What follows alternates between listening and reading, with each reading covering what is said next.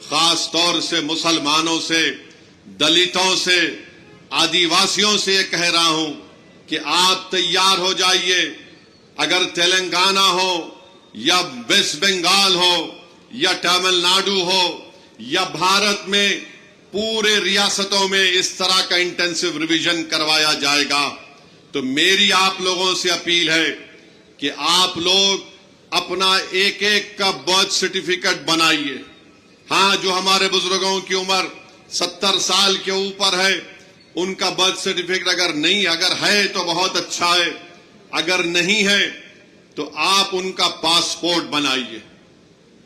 आप birth certificate अपना बनाइए, और अगर 10th क्लास की मार्कशीट है तो उसको तैयार रखिए। अगर कास्ट सर्टिफिकेट है उसको तैयार रखिए, अगर नहीं है तो बनवाइए। पासपोर्ट नहीं है तो बनवाइए, बर्थ सर्टिफिकेट नहीं है तो बनवाइए।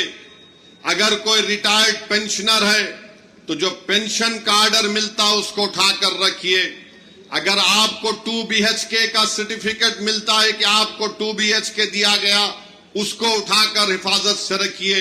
अगर जमीन गवर्नमेंट ने आपको अलॉट की तो उसको उठाकर रखिए। अगर आप गवर्नमेंट के मुलाजिम हैं या थे, उसका आईडी कार्ड उठाकर रखिए।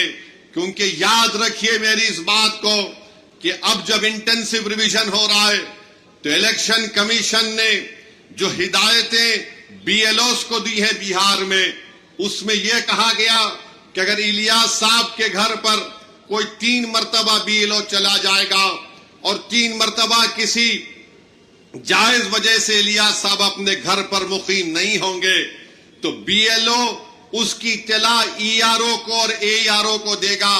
और ये AERO और ERO को इख्तियार हासिल है कि वो 1955 के सिटीजनशिप एक्ट के तहत उन तमाम ओहदेदारों को इत्तला देना कि इलियास साहब शायद भारत के नागरिक नहीं है।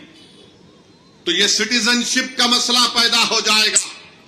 तेलंगाना में भी इंटेंसिव रिवीजन होगा, बल्कि पूरे मुल्क में होगा।